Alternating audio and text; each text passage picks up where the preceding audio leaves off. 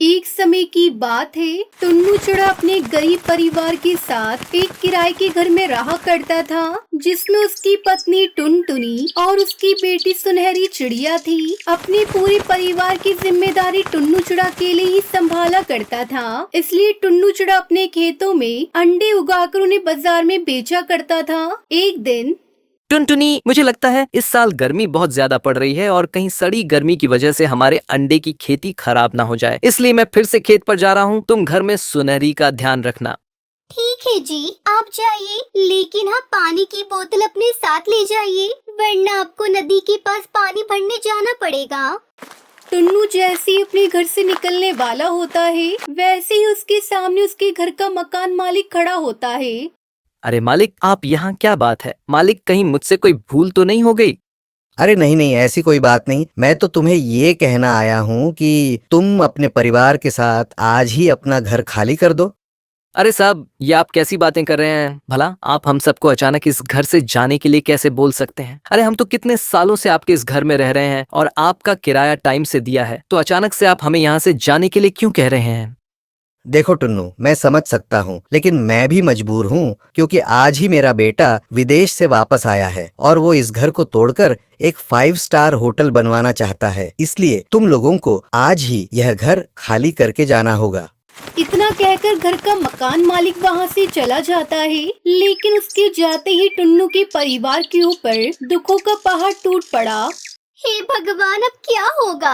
और ये अमीर पक्षी अपने आप को समझते क्या है? जब मन चाहा किसी भी गरीब परिवार को अपने घर से बेघर कर दो। अरे इन्हें क्या, हम गरीबों पर जरा भी तरस नहीं आता है?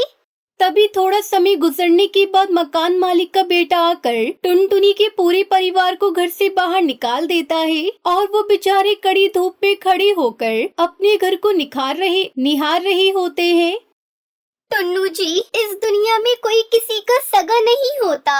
यहाँ तो बस लोग अपने लिए जीते हैं, इसलिए आप इन सब बातों को छोड़िए और चलिए पेड़ के नीचे चलकर बैठते हैं, वरना इस कड़ी धूप में खड़े खड़े तो सुनहरी की तबीयत खराब हो जाएगी।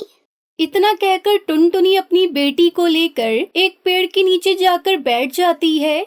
सुनो भाग्यवान, मैं जा रहा हूँ घर ढूंढने, जब तक तुम बिटिया के साथ यहीं पर रहना। टुन्नू वहाँ से चला जाता है। माँ, हम लोग ऐसे बाहर क्यों बैठे हैं? माँ, मुझे बहुत तेज गर्मी लग रही है। अपनी बेटी की बातें सुनकर टुनटुनी को बहुत बुरा लगता है। तभी टुन्नू वहाँ पर आ जाता है। क्या हुआ जी, घर मिला या नहीं? नहीं टुनटुनी, पूरे गांव में ढूंढ लिया, लेकिन मुझे कोई भी किराए का घर नहीं मिला। मुझे तो समझ में नहीं आ रहा कि अब हम लोग कहाँ जाएंगे। सुनिए जी, आप चिंता मत करिए, सब ठीक हो जाएगा। और जब तक हम लोगों को कोई घर नहीं मिलता, तब तक हम लोग अपने खेत में जाकर रह लेते हैं। वैसे भी इस तरह पेड़ के नीचे बैठे रहने से कोई फायदा नहीं होगा। इतना कहकर टुनटुनी अपने परिवार के साथ खेतों में चली जाती है, जहाँ टुन्नू ने अंडे की खेती की हुई थी, वो भी खराब हो चुकी थी। माँ, मुझे बहुत जोर की प्यास लगी है, पानी पिला दो ना माँ। अच्छा ठीक है बेटा, मैं अभी तुम्हारे लिए पानी लेकर आती हूँ। इतना कहकर टुनटुनी मटका लेकर नदी के पास पानी भरने चली जाती है और आंखों में आंसू लिए पानी भरते हुए कहती है, ये एक नदी ही तो है जो हमें प्यास बुझाने के लिए पानी देती है और हमसे कोई पैसे भी नहीं मांगती। शायद इसे ही कुदरत का करिश्मा कहते हैं, लेकिन पता नहीं हम गरीबों की जिंदगी में कब ऐसा करिश्मा होगा। आज मेरा पूरा परिवार घर से बेघर हो गया है और मैं उनके लिए कुछ भी नहीं कर सकती। इतना कहकर टुनटुनी जोर जोर से रोने लगती है और जैसे ही उसके आंसू उस नदी में गिरता है, वैसे ही उस नदी में से एक परी बाहर निकलती है। घबराओ मत टुनटुनी, मैं परी हूँ और आज मैं यहाँ पर तुम्हारी मदद करने आई हूँ, क्योंकि मुझे पता है इस समय तुम्हारा परिवार बहुत ही ज्यादा संकटों से घिरा हुआ है, इसलिए मैं तुम्हें आशीर्वाद देती हूँ। आज जैसे ही तुम मेरी इस नदी के पानी को ले जाकर अपने खेत में डालोगी, वैसे ही तुम्हारा खेत जादुई बन जाएगा और फिर तुम उन जादुई अंडों से जो भी कुछ कहोगी वो तुम्हारी सारी इच्छाओं को पूरा करेगा। इतना कहकर परी वहाँ से गायब हो जाती है और फिर टुनटुनी नदी से पानी ले जाकर अपने खेतों में डाल देती है और उसके ऐसा करते ही उसके खेतों में उग रहे अंडे अचानक से चमक उठते हैं। अरे वाह टुनटुनी, तेरे पानी डालते ही यह सब अंडे चमक उठे। ऐसी कौन सी नदी का पानी डाल दिया है तूने? बस टुन्नू जी, इसे तो गंगा मैया का ही चमत्कार समझिए। फिर टुनटुनी परी के आशीर्वाद के बारे में सब कुछ बता देती है। टुन्नू जी, परी की वजह से हमारी फसल तो हरी भरी हो गई, लेकिन अभी हमारे पास रहने के लिए कोई ठिकाना नहीं है और कुछ समय बाद बरसात का भी मौसम आ जाएगा। फिर हम लोग क्या करेंगे? टुनटुनी के इतना कहते ही अचानक से सारे अंडे आपस में जुड़ने लगते हैं और देखते ही देखते अंडों का एक बहुत ही सुंदर घर बनकर तैयार हो जाता है, जिसे देखकर टुनटुनी का पूरा परिवार हैरान हो जाता है। अरे ये क्या, अंडों का घर? ये तुम्हारे डाले गए पानी की वजह से अंडे का बना हुआ एक जादुई अंडा घर है, जो अब से सिर्फ तुम्हारा है। और इस घर के अंदर तुम लोगों को किसी भी चीज की कमी नहीं होगी और तुम लोग अपने आगे की जिंदगी सुकून से गुजार पाओगे। जादुई अंडे का घर के इतना कहते ही टुनटुनी का परिवार बहुत ज्यादा खुश हो जाता है और वो लोग जैसे ही जादू अंडे के घर में जाते हैं तो वो देखते हैं कि उस घर के अंदर उनकी जरूरत की सारी चीजें पहले से ही मौजूद होती हैं। टुन्नू जी, ये सब परी की वजह से हुआ है। आज फिर से हम लोग अपनी जिंदगी सुकून से गुजार पाएंगे। इतना कहकर टुनटुनी मनी मन परी का धन्यवाद करती है और फिर अपने परिवार के साथ जादुई अंडे के घर में खुशी खुशी रहने लगती है। सुंदरवन जंगल में टुनटुनी चिड़िया अपनी 3 सास के साथ रहती थी। टुनटुनी की तीनों सास उससे बहुत प्यार करती थी। सुंदर कौवा टुनटुनी की छोटी सास चमेली कौवी का बेटा था। एक दिन टुनटुनी की बड़ी सास बबली कबूतरी चमेली कौवी से कहती है, चमेली बहन, टुनटुनी बहू को इस घर में आए कई महीने गुजर गए और अभी तक उसने कोई खुशखबरी नहीं सुनाई। मुझे तो डर लगता है कहीं वो मेरी तरह बांझ तो नहीं। अरे दीदी, ऐसा क्यों कहती हो? तुम बांझ नहीं हो, सुंदर तो तुम्हारा बेटा है। खबरदार, जो आगे से कभी भी अपने आप को बांझ कहा तो मैं आपसे गुस्सा हो जाऊंगी।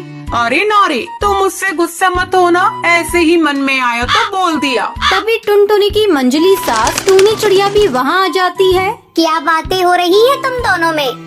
अरे कुछ नहीं, टुनटुनी बहू अभी माँ नहीं बनी, उसी के बारे में बात कर रहे थे। उसी समय टुनटुनी उन सबके लिए चाय लेकर आती है। ये लीजिए सासू माँ, आप सबके लिए मैं गर्मा गर्म चाय लेकर आई हूँ। तीनों चाय पीने लगती है।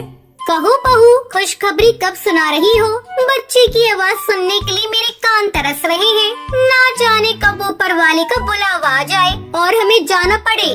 माँ जी, आप ऐसा क्यों कह रही हैं? मैं आपको कहीं नहीं जाने दूंगी।